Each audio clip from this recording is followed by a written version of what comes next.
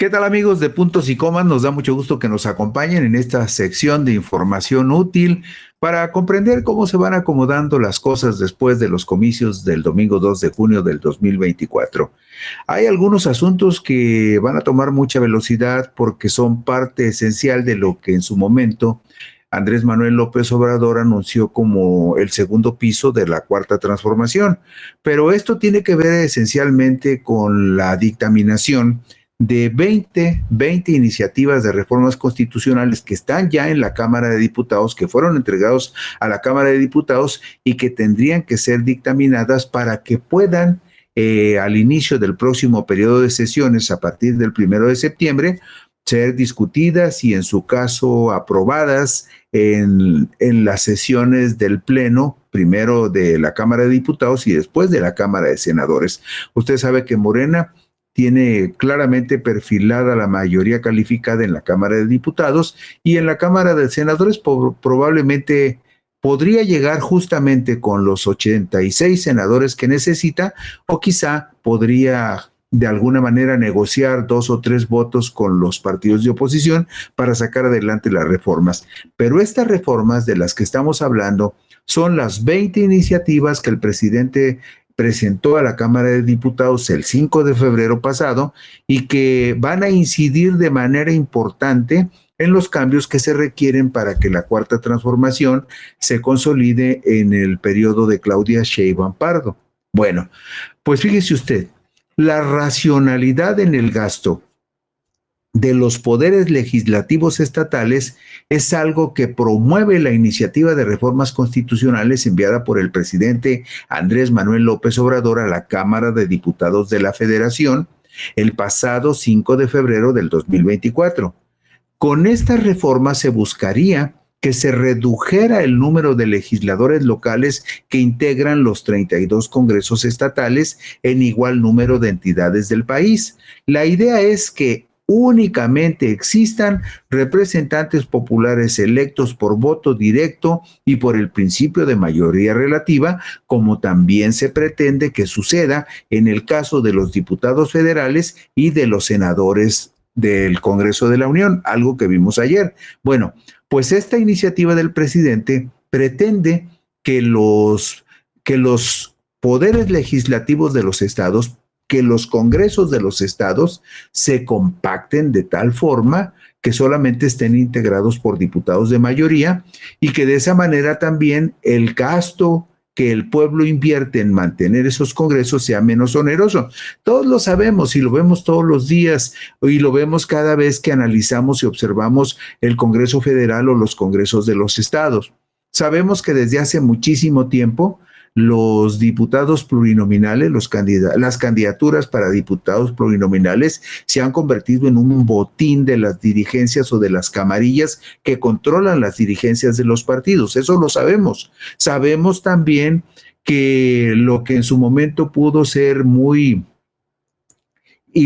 una decisión muy pertinente de abrir los espacios a la oposición a través de las diputaciones de representación proporcional, se fue pervirtiendo y distorsionando de tal manera que los diputados pluris no representan a nadie y poco le sirven al país y poco le sirven a los estados donde son designados por las dirigencias de sus partidos. Así que la pertinencia de que se reduzca el Congreso de la Unión de 500 a 300 diputados federales y de 128 a 64 senadores, tendría el mismo efecto que estaría buscando esta iniciativa de reformas constitucionales de López Obrador para que los congresos de los estados se reduzcan, se compacten y verdaderamente lleguen a las cámaras de diputados de los estados personas que tengan el respaldo de la gente, que sean directamente votados por los ciudadanos y que verdaderamente tengan alguna representación genuina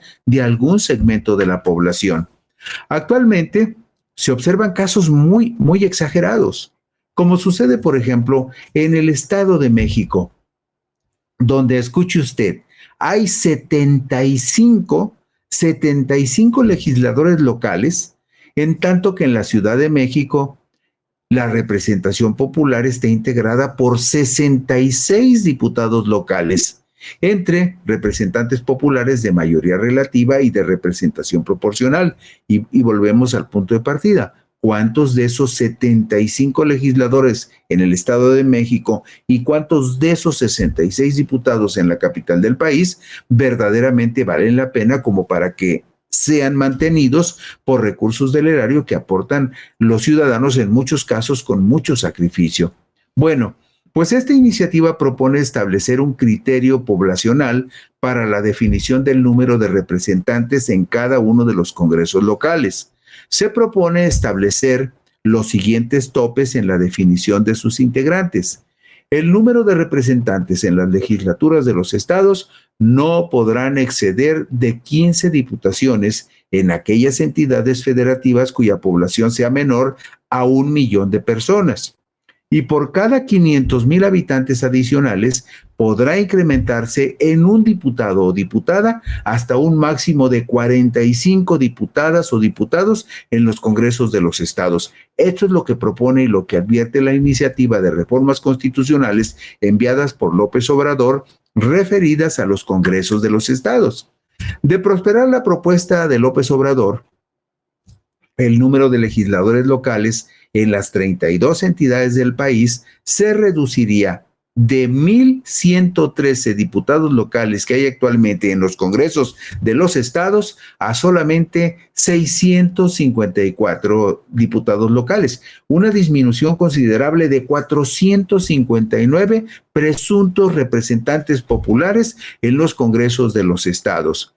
Con base en estos criterios, la iniciativa propone que en la entidad más poblada de la República, que es el Estado de México, que tiene 16,992,418 habitantes, se reduzca el número de legisladores locales de 75 a solo 45, es decir, 30 presuntos representantes populares menos. Si nos vamos, Luis, a la diapositiva número 4, veremos la larga lista de los 32 estados del país en donde se requiere un ajuste. Mire, vamos viendo, por ejemplo, el caso del estado de Campeche, que tiene menos de 1 millón de habitantes. Ahí, de acuerdo con la iniciativa del presidente, tendría que haber un máximo de 15 diputados locales de mayoría relativa. Actualmente en Campeche hay 35 diputados locales. Por lo tanto, de prosperar esta iniciativa, de 35 diputados locales en Campeche bajarían a 15, es decir, desaparecerían 20 plazas de diputados locales que en este momento para poco sirven o poco enriquecen la vida política de ese estado. Vemos, por ejemplo, el caso de Tabasco, que Tabasco sí tiene 2,402,000 habitantes, pero en el caso de Tabasco en este momento, lo vemos en la parte inferior de esta tabla, en Tabasco, por ejemplo, hay 35 diputados locales, cuando, de acuerdo con la iniciativa del presidente, tendría que haber solamente 17 diputados locales, lo que significa que la reducción en Tabasco tendría que ser de 18 curules en el Congreso del Estado de Tabasco. Y así podemos ver varios casos. Por ejemplo, en Sinaloa, vea usted el caso de Sinaloa. En Sinaloa tiene 3,026,000 habitantes, de acuerdo con el censo del INEGI, pero tiene 40 diputados locales. Lo que propone la iniciativa de López Obrador es que, de acuerdo con la población que tiene en este momento Sinaloa, solamente tenga 19 diputados de mayoría relativa, lo que significaría un recorte de 21 diputados en ese estado del noroeste de la República. Y podemos irnos, Luis, a la tabla número 5, porque acá están otros casos también muy importantes y muy curiosos. Por ejemplo, ¿cuál es el estado más poblado de la República? Usted lo sabe muy bien. Nos referimos al Estado de México, que tiene 16,992,000 habitantes, casi 17 millones. En este momento, el Congreso del Estado de México tiene 75 diputados locales. ¿Realmente usted cree que se necesiten tantos diputados en el Estado de México, aunque sea el estado más grande de la República? Bueno, pues si la iniciativa que mandó López Obrador prospera, esos 75 diputados en el Congreso del Estado de México quedarían prácticamente sin efecto y solamente podría haber 45 diputados de mayoría en el Estado de México y tendría que reducirse ese Congreso en 30 legisladores en cuanto se apruebe esta iniciativa que pretende compactar los congresos estatales. Y, por supuesto, en el caso del Estado de México, se tendría que dividir el Estado de manera por regiones, de tal manera que solamente hubiera 45 distritos electorales para que se vote por 45 diputados de mayoría. Vea usted el caso también en esta tabla de la Ciudad de México, que es la segunda entidad más grande de la República. La Ciudad de México tiene 9.209.000 habitantes, tiene 66 diputados locales y, de acuerdo con la propuesta de reforma constitucional, tendría que reducir de 66 a 31 diputados locales, lo que significaría una merma de 35 diputados que estarían de más en este momento. Y la presunción es que esos 31 diputados en la Ciudad de México verdaderamente representen a la gente que los apoyó y que votó por ellos, que esos candidatos vayan a las colonias, a los barrios y se comprometan con la gente y que la gente sienta que hay un compromiso, vote por ellos, pero que verdaderamente sean lo que originalmente se piensa que deben de ser los diputados, auténticos y genuinos representantes populares. Y hay otros casos también ilustrativos. Por ejemplo, en Jalisco hay 38 diputados en el Congreso Estatal. Jalisco es el tercer estado más grande de la República por población, con 8.348.000 personas. Bueno, pues Jalisco tiene en este momento 38 diputados locales, son 20 de mayoría y 18 de representación proporcional, y la propuesta es que Jalisco tenga 29 distritos electorales locales para que solamente haya 29 diputados locales, lo que reduciría los 38 que actualmente tiene, reduciría en 9 curules el Congreso del Estado de Jalisco. Y así puede usted ver que la diferencia entre lo que propone la iniciativa con respecto a lo que se considera pertinente para la funcionalidad de los congresos estatales es una diferencia enorme con la forma como se han inflado las nóminas de los congresos locales. ¿Por qué? Pues por una razón muy sencilla. Porque las dirigencias de los partidos son las que buscan que haya más lugares en el servicio público, que haya nóminas más amplias para seguir medrando con los recursos públicos y, en la mayoría de los casos, sin ofrecer ninguna contraprestación que enriquezca la vida pública o que fortalezca las instituciones públicas. Entonces, la iniciativa del presidente tiene ese propósito, que el total de diputados locales que hay actualmente, que son 1,113, como lo vemos en el resumen de esta tabla, 1,113 diputados locales en los 32 congresos del país, se reduzcan nada más a 654. Y esto, por supuesto, llevaría implícita la consecuencia de que habría una disminución en el gasto en el financiamiento de los congresos. ¿Por qué decimos eso? Por una razón muy sencilla, porque si vemos la tabla que tenemos enseguida, la tabla número 10, la que está en la diapositiva 10, Luis, ahí vemos una serie de datos muy importantes. O sea, lo caro que resulta mantener algunos congresos estatales, como es el caso, por ejemplo, del Estado de México. El Estado de México, fíjense ustedes por qué le dolió tanto al PRI, PAN y PRD perder el Estado de México. El Estado de México, como lo vemos en esta tabla, es el estado de la República que tiene el presupuesto de egresos más poderoso de las 32 entidades del país. Ningún estado se acerca a los 377.935 millones de presupuesto anual que va a ejercer el Estado de México, el gobierno del Estado de México en el 2024.